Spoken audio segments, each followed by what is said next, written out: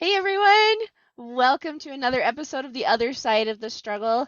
Okay, guys, I am so psyched for this recording and this podcast today because we have with us the fabulous Naomi Fox Reina.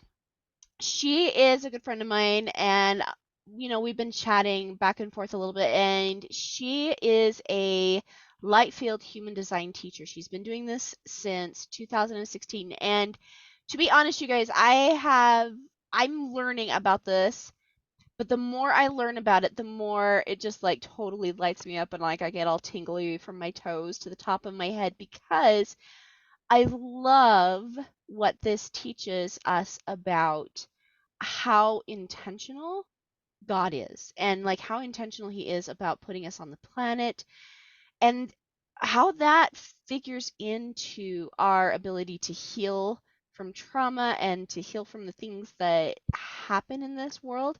And so I really want to give a big shout out and welcome to Naomi. So thank you so much for being here, Naomi.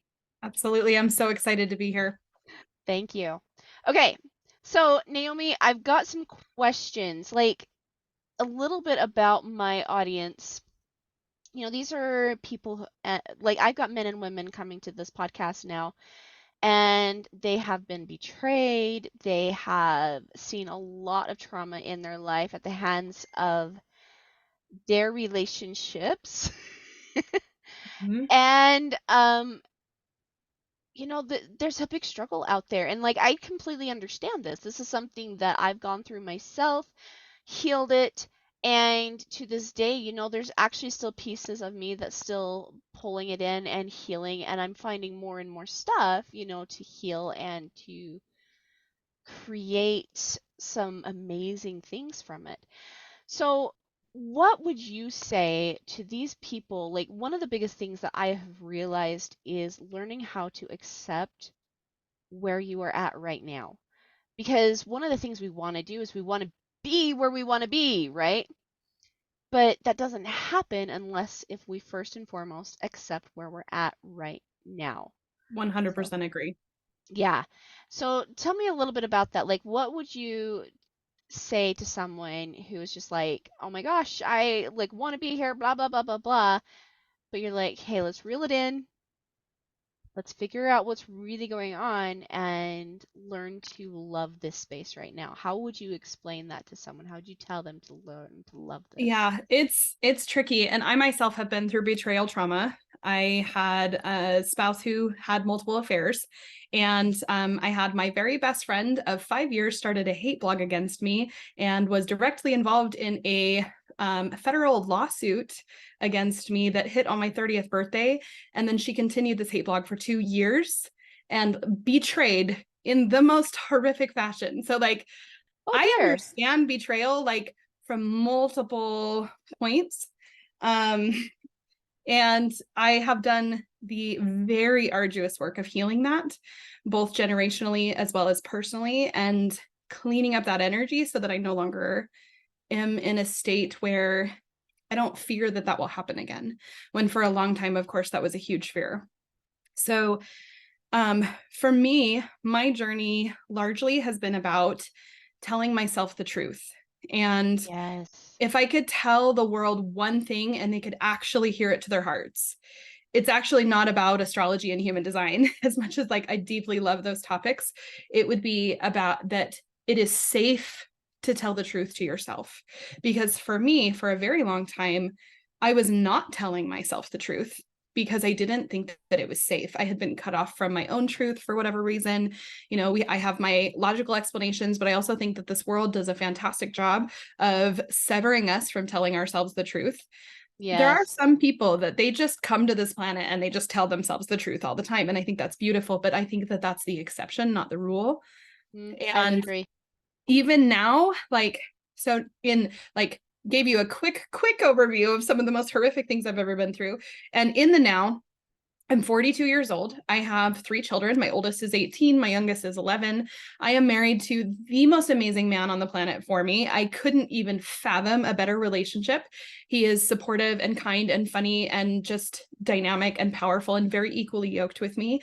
And I don't worry for a second that he's going to betray me or harm me in any way.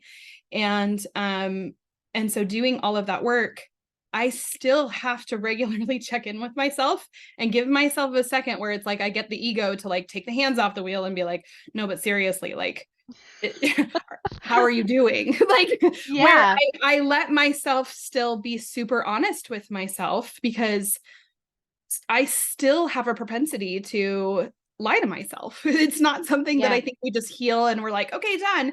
I think it's a personality trait. And I think there's a lot of really positive things to that. But in the shadow, we can get ourselves in some pretty funky situations where you look up and you're like, Yeah. how did this happen? Like, how is this Yeah. my life? And so I think it's just sitting with it and getting to the square one point of understanding, at least on a conscious level, like realizing that that's where you're trying to go, but then getting it to where it's at like a soul heart level, that it is safe to tell yourself the truth. Yeah. Because if I had told myself the truth, I would not have done a lot of things.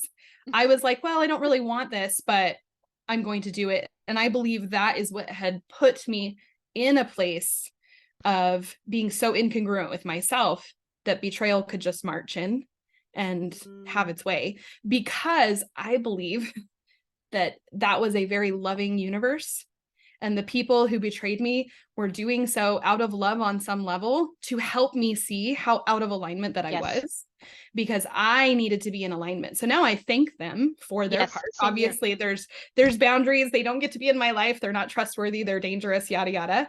But there's not animosity. Yeah. Yeah. Absolutely.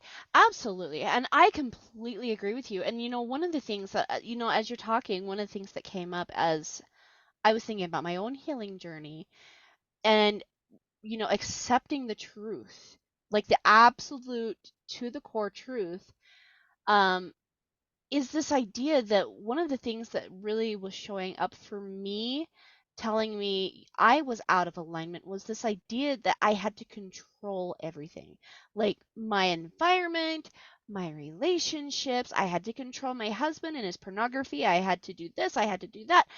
And oh my gosh, like I felt like I was being split in a million different ways, right? And I would even say to some degree, there's still some of that there, and I'm not ashamed of it, because it's still something I'm learning from, right? But like you, I am so crazy grateful that my husband struggled with pornography. Had he not, and had my mom, and same thing with my mother, she really struggled with anger issues when I was a kid. Obviously that led to some abuse, right? But I have a fantastic relationship with my mom now. And the reason being is because of that truth piece. When Mm-hmm. you are in alignment with truth and you are giving yourself the truth, you're able to speak the truth. And through truth comes very solid, very meticulous boundaries that give you so much foundation. You know what I mean? So I love what you're saying. Yeah, like, accepting where you're at right now is number one, getting down into the truth of the situation. And you cannot do that if you're constantly pushing it away, begging to be on the other side. You have And to it's actually do the journey. And it's downright terrifying. I Oh mean, if you've yeah. never really gotten into the like, this is what is happening, this is the reality, this is how I contributed to being here, this is how other people contributed to being here. If you haven't done that on some level, you're still perpetuating the lie within yourself that you can Yeah. handle it, that it's going to be okay, that you can keep all the plates spinning, or you can keep the front up. I remember being obsessed constantly with how things came across and how I represented myself, and what could people see in the background of photos, or what were people saying about me behind my back. And that level of control, like you said, is, first of all, it's crazy making. Yes. Second of all, it's Yes. it is the most consistent and pervasive lie that this world has to offer Yeah. of, hey, by the way, if you could just have controlled this or that, if you could have made this happen or made that not happen, you wouldn't have gotten hurt. And so we are constantly trying to kind of proactively control our environment so we won't get hurt again. But Yeah. the truth is that pain is not the enemy. The avoidance of pain is the enemy. Yes. Yes, I love that. I love that. That's probably actually going to be my soundbite right there. That's so good. It is. It's the avoidance of the pain because the thing is, let me talk to you, my audience, for just a second about what to do when you find yourself in this position where you're like, oh crap, right?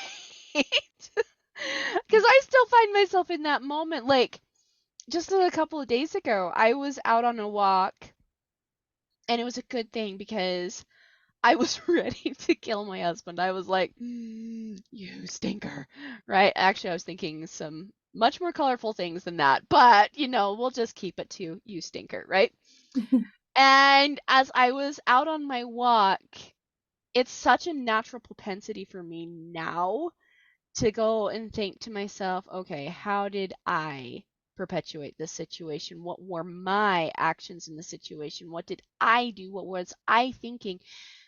Because I realize now I have no control over my husband. I have no control over my kids. Like, I have influence, but I have zero control, right? 100%. Yes. The only person I can control is the one that's sitting in my seat right now. Yes. And as I've been thinking, as I was out walking and thinking, I realized my husband had been trying to tell me something for years. And that's, you think you're better than me. And I was like, no, I don't. I think I'm equal, blah, blah, blah.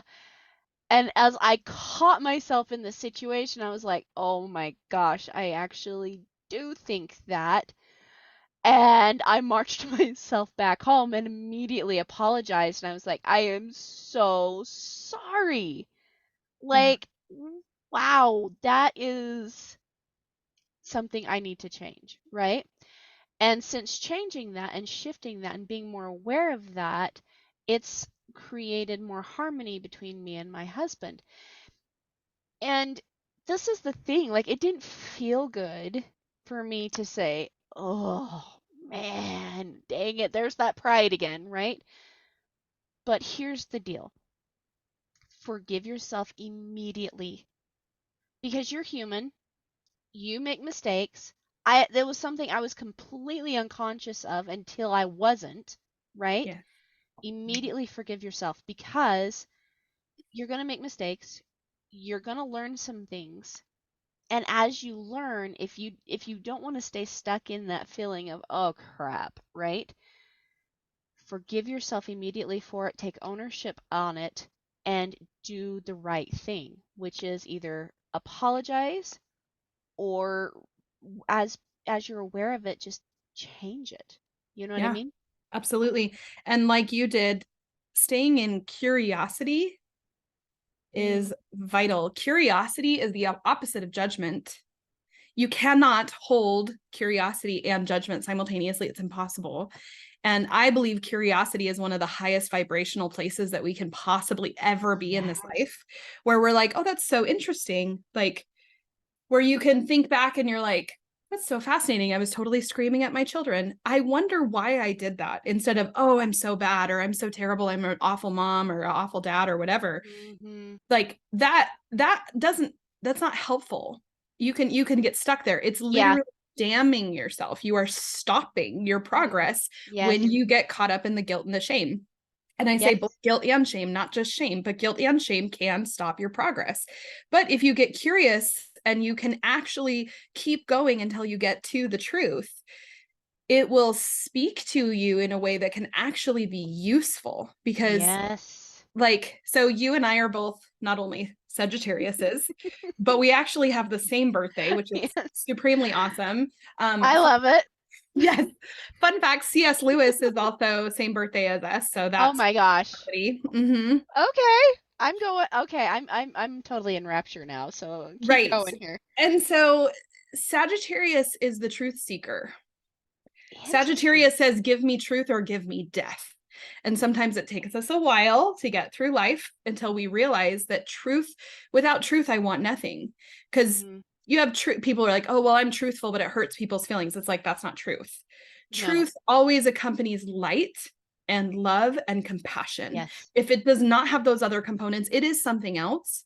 But the reason why I teach light filled astrology and human design is because when you fill something with light, when you illuminate everything around it, you can see it much more accurately and you can see what's going on. Why is there this struggle? What is the problem? What created this in the first place? If you put an object in a dimly lit room and you go in and you try to analyze that object, that's the equivalent of being in judgment. You can only see part of it.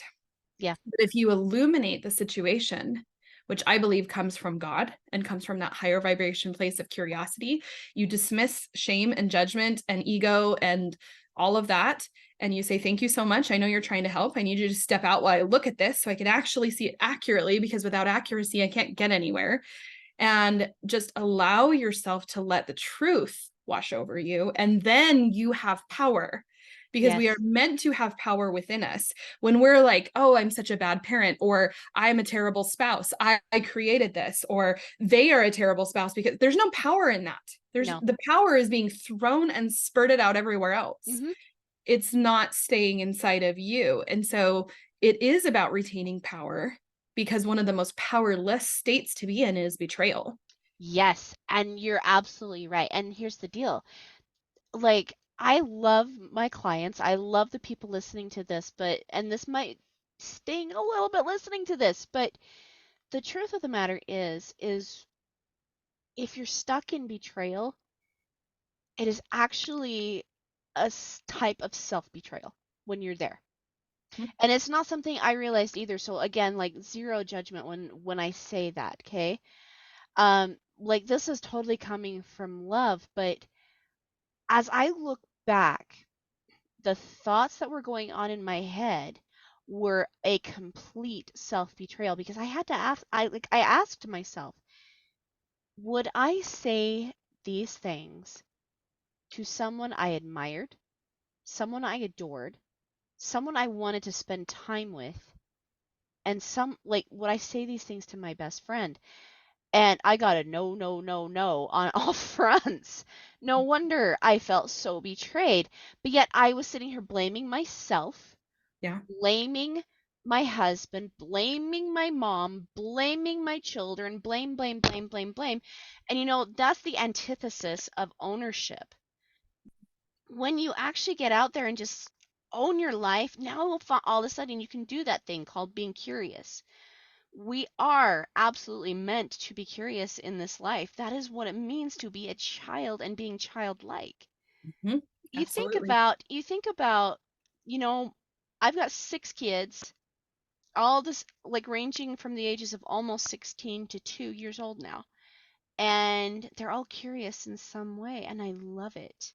Mm-hmm. I love it because I want them to go out there and explore. I want them to go out there and find truth. I want them to go out there and love life. That is what we're meant to do, and we cannot do that if we're not curious, Absolutely. you know? And speaking of curiosity, did you know you can see in your astrology chart what area of life you're going to struggle with the most when it comes to control?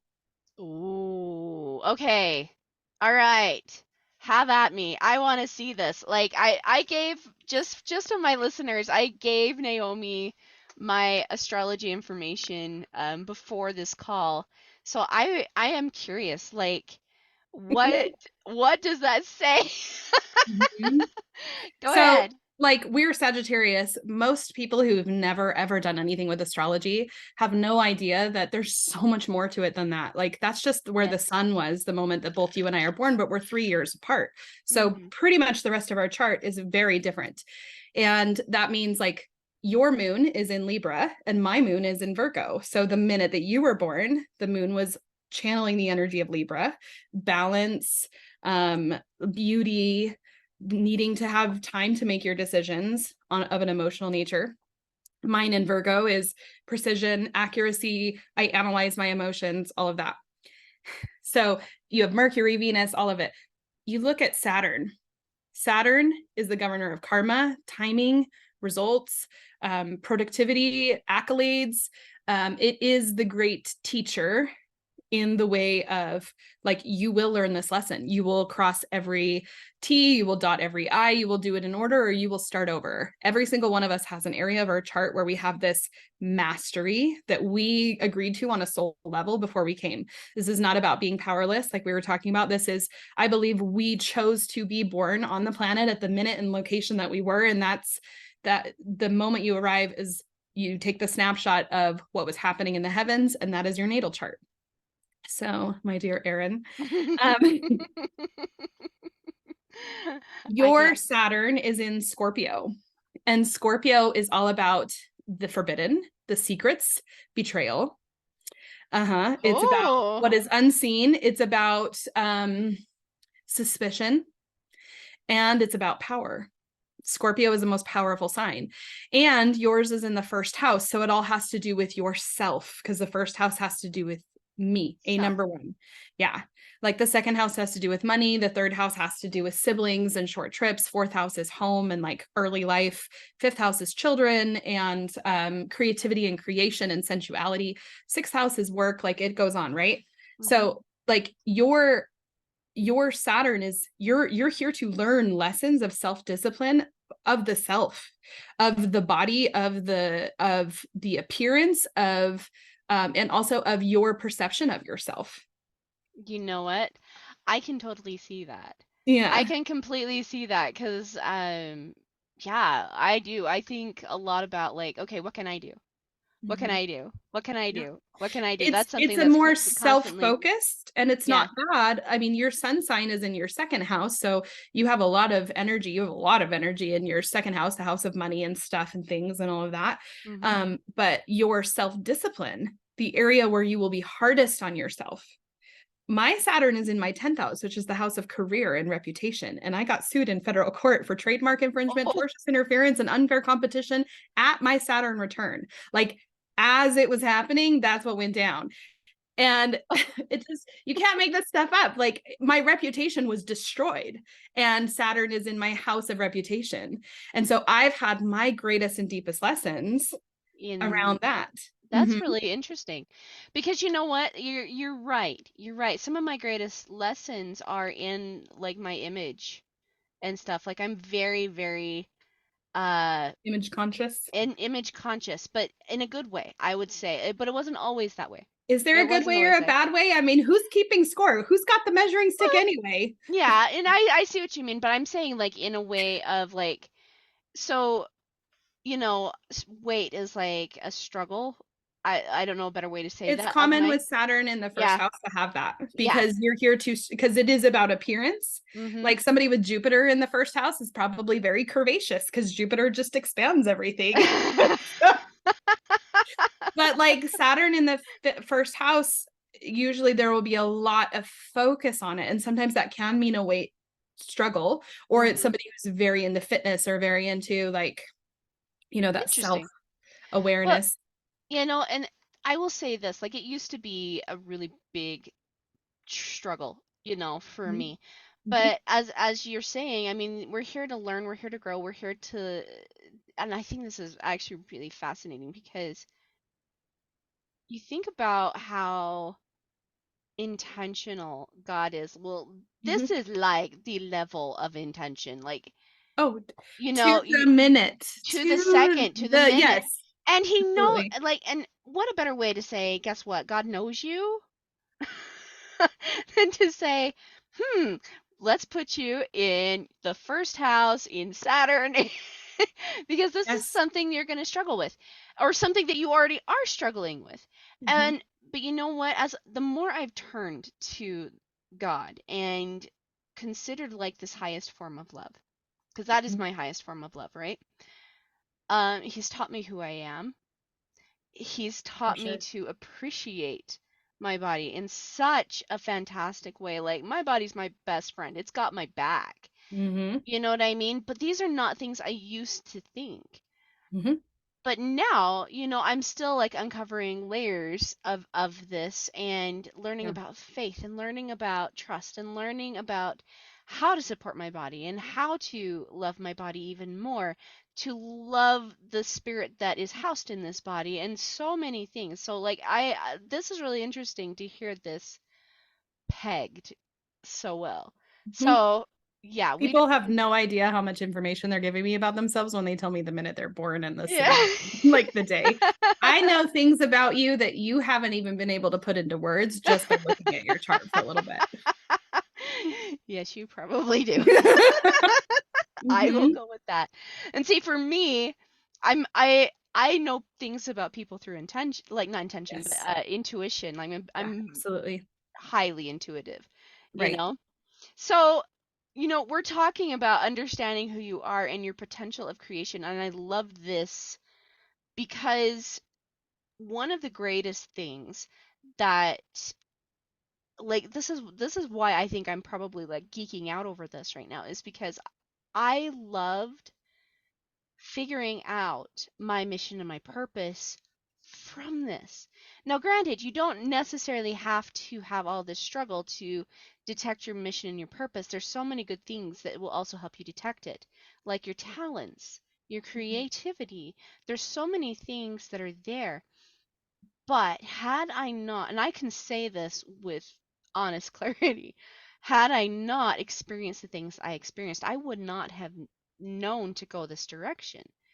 And it is 100% my mission, my purpose to be on this planet, not just for my children, which is I love my calling as mom. Love it. But it's also to teach about betrayal trauma in as many different forms as possible because look how prevalent it is right now. You know Hmm. what I mean? Well, betrayal comes in so many different forms. Most Yes. people isolate it to like being stabbed in the back or being cheated on or pornography or things like that. And those are not minimized whatsoever. It's just there's so many ways that we are betrayed. Like I've also experienced domestic violence. That's of course a form of betrayal. That's Like it's big betrayal super right there. betrayal. Yeah. Yeah, like somebody Yeah. who comes into my space and violates it and repeatedly hurts my physical body is a massive betrayal. And like you said earlier, there's such a huge betrayal of self. And that was of course something that took years to really sit Mhm. with and work through and love myself through and stay curious about um and to stay vigilant about even now, just to be sure that I'm not betraying myself in Yes. my choices that I make. And it goes everything from the big scale stuff, like who do you choose to partner your life with and things like that, to like, am I self betraying when I overwork and I undersleep and I push myself? Yeah. And, I'll tell you something, that's something that I struggle with right now. The idea and like you were saying with that physical health piece. Mm-hmm. Me actually getting the sleep in because I'm worried about like doing like underdoing or overdoing or like all those things. So that's totally something that's there. But again, the piece here is to stay curious. To stay curious, realize the things that and I should say that is the piece that's going to help you realize Mm-hmm. the things that you need to work on. It's the next step. And obviously, like I do not do this podcast to say, "Oh, look at me. I'm awesome. I'm perfect, blah blah blah." No, I'm still on this planet in a skin suit for crying out loud. And that means I haven't got it all figured out. But I love this piece of staying curious, staying to the truth, and figuring out who you are. Whoa, what a big piece. And this idea of human design is fantastic. So, all right. This was actually something that we got into a little bit before um before we started recording this podcast, but Mm-hmm. what about manifesting the life you want?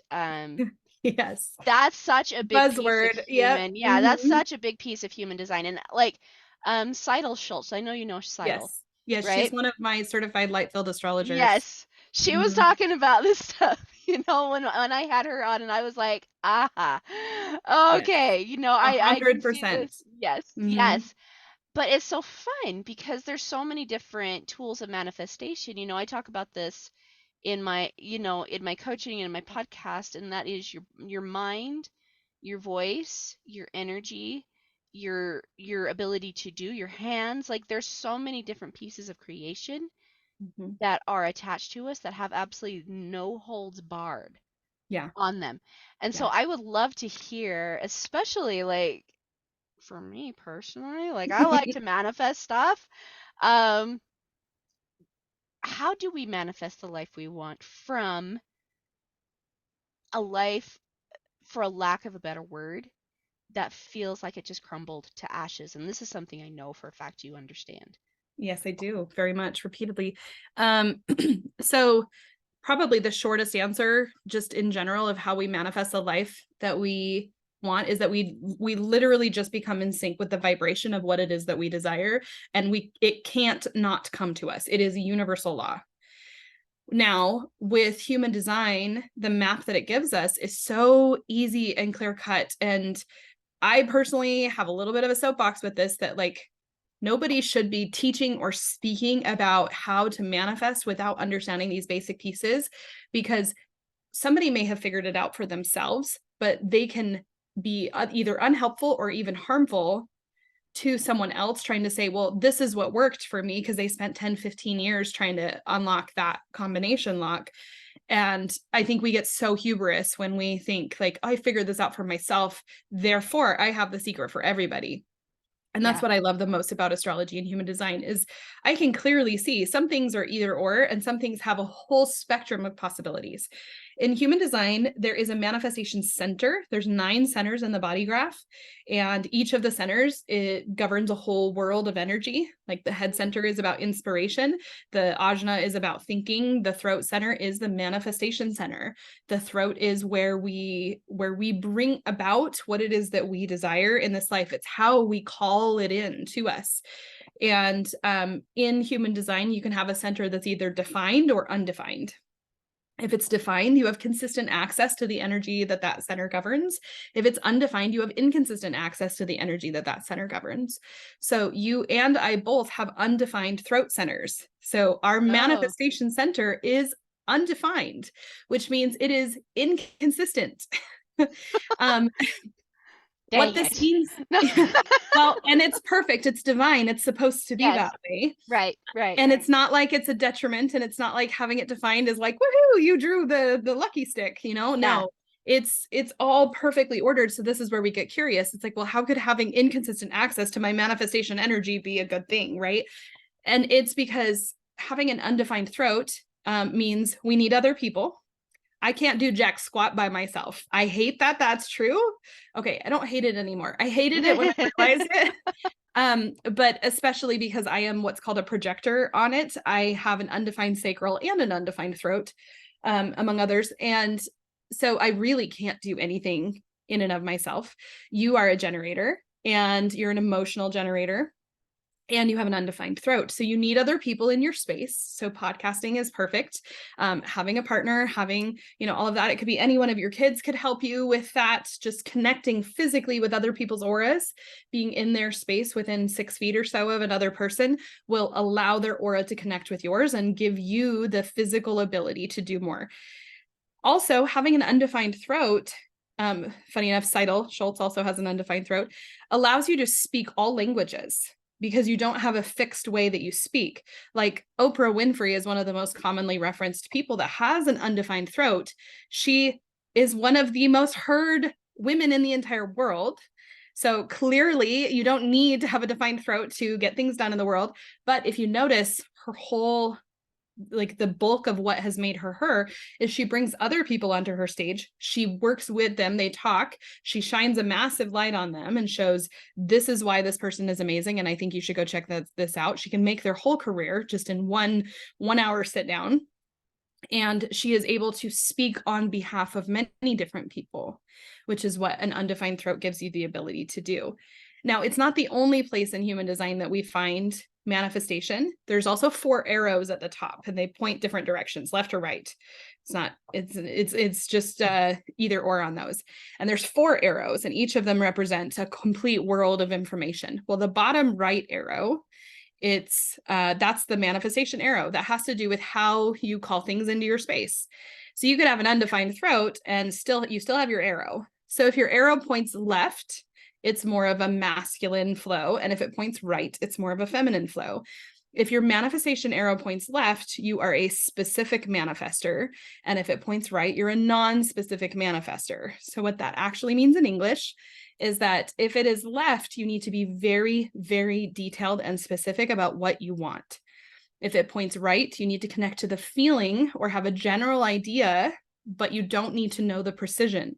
So you can see how somebody who's teaching about manifestation may be a non-specific manifester, and they're like, you just connect with the feeling and then it comes to you. But a specific manifester, that will trash their ability to manifest.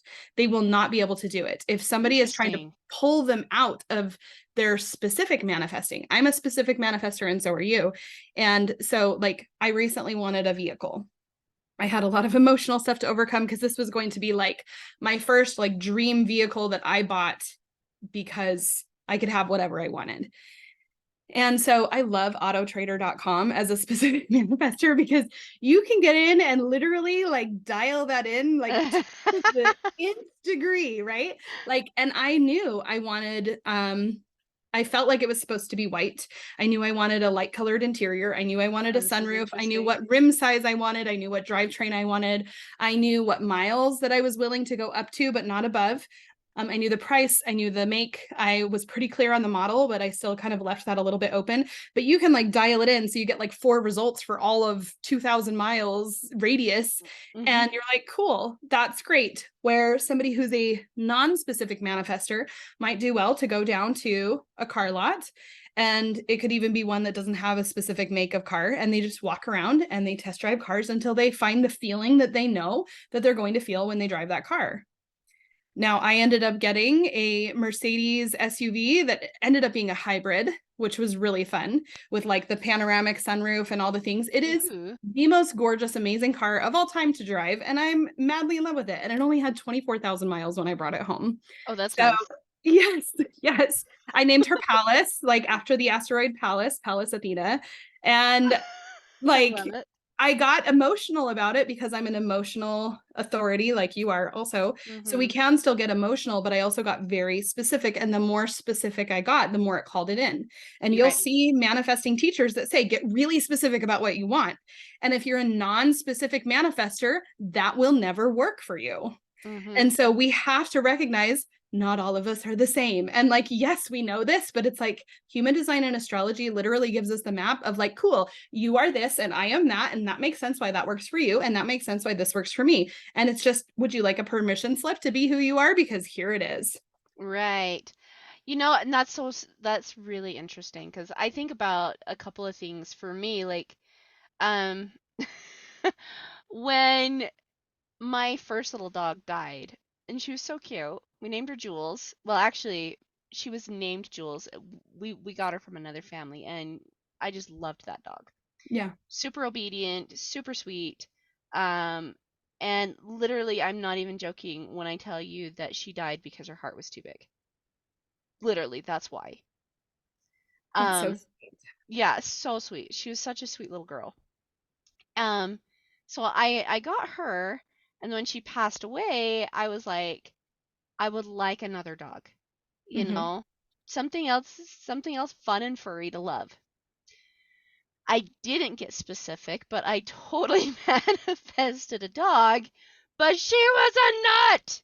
She was insane, right? You didn't get specific. Because I were non-specific as a specific manifester. Yes. So the universe said, awesome, send her something that will help her grow. Yes, and it totally did. And I still love this dog, but man, she was like, you could go outside and you could play ball with that dog all day long and still not tire her out. Yeah. Right? I had to keep her outside because she tried to eat my piano. Like, she was just a nut. And she ended up, before she was a year old, breaking her collar and running out in the road and Oh getting hit. And so it was no. really sad, but it taught me to get specific. And Yes. now we've had Topaz for 8 years, you know, Stone. and it is my birthstone. It is, which is really interesting. But I wanted a calm, chill dog, one that would go on walks with me for long periods of time. Someone like not someone. Oh, he isn't my someone. He's a someone. Someone who is obedient, good with kids, easily trainable, very smart, and here's Topaz.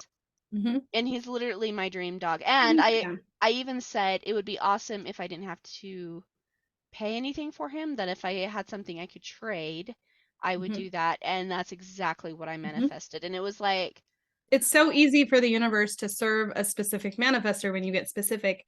And it's so easy for the universe to serve a non-specific manifester when you stay true to the feeling of it. yes. Yes. And it was so interesting too because I was so excited to get Topaz, and now he's my buddy. I love him. He's Mm-hmm. just the best. By the way, I just wanted to throw in a caveat. I said, like, the universe sent you something that would help you to grow. I firmly 10 out of 10 with every fiber of my being believe that we can grow in ease and joy and without chaos. And like, Hmm.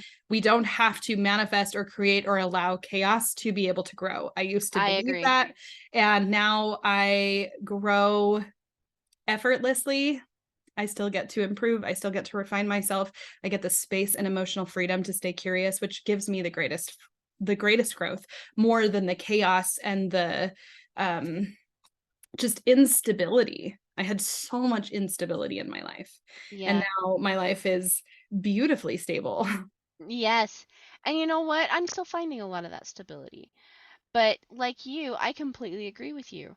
Like you don't have to have the instability and the craziness. And one of the things I tell my clients is it's like you've got your home. You've got the upstairs and you've got the basement.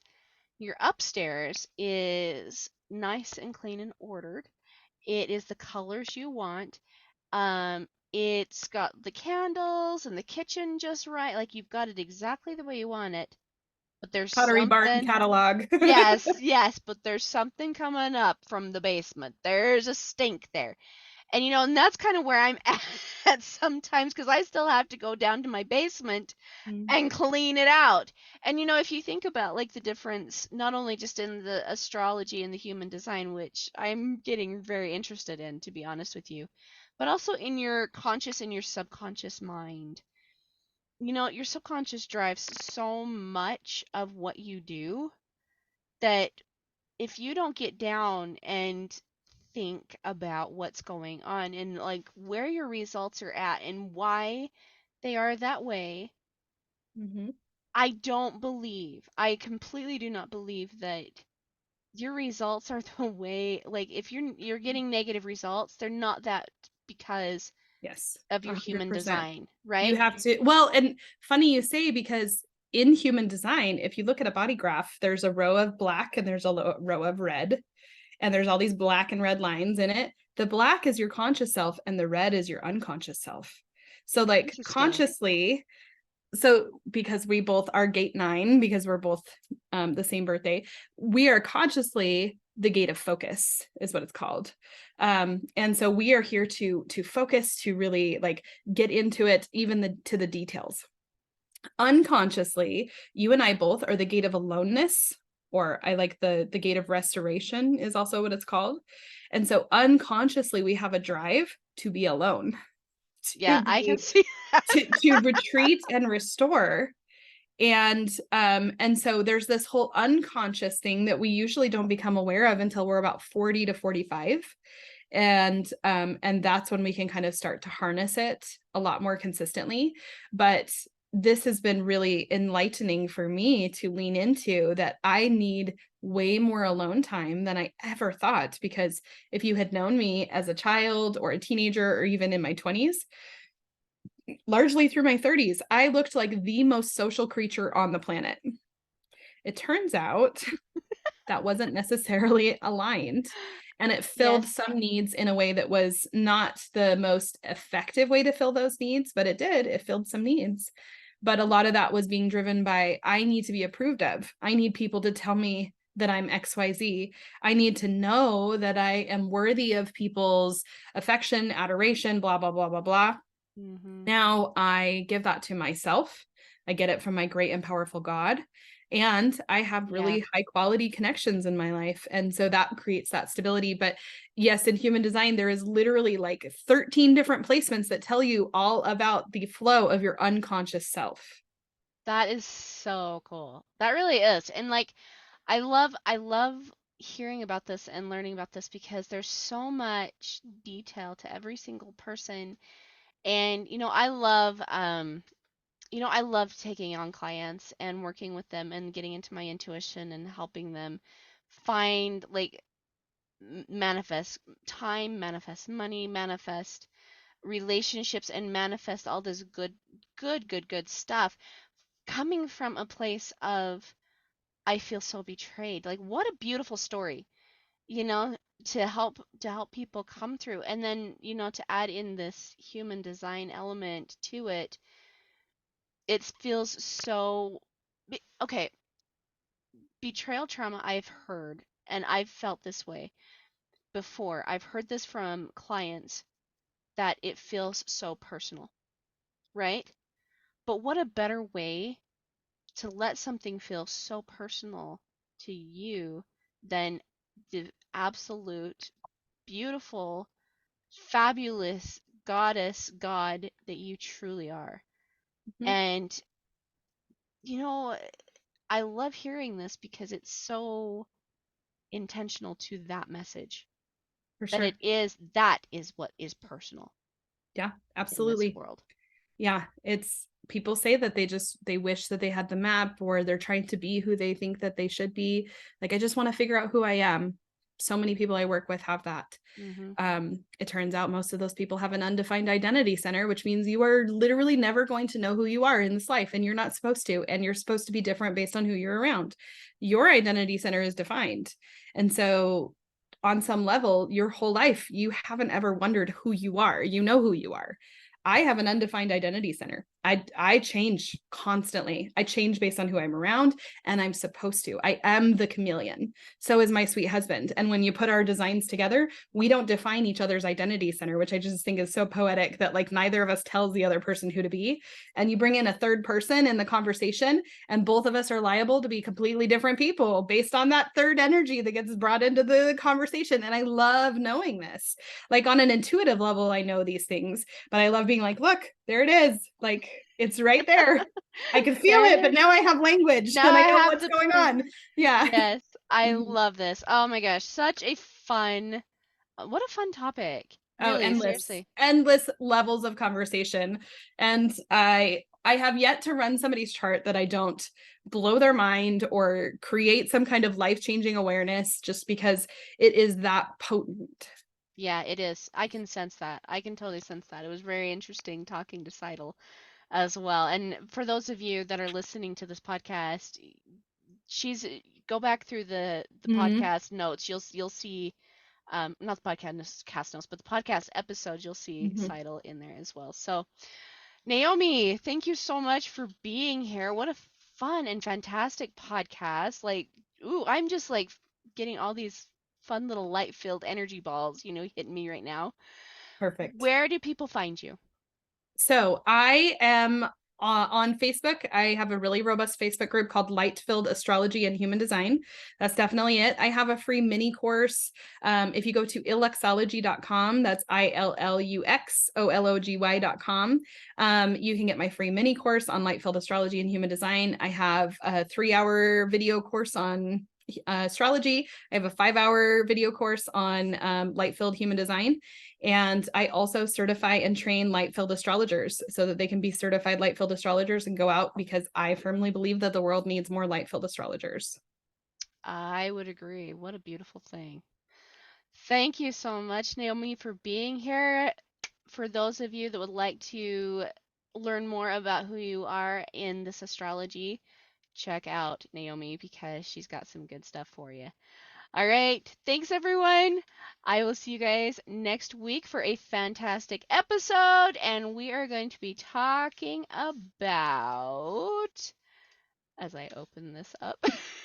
We're all focused on what we were discussing. Oh, it was so good. It was so good. Oh, so we are going to be talking about feeling up. No, let's see. Oh, shoot. Feeling lonely and creating the connections you desire. It's a good thing I can go back and edit out pieces I don't want. This is a very good thing. Yes, it is. All right. Thanks, everyone. See you next week. Bye.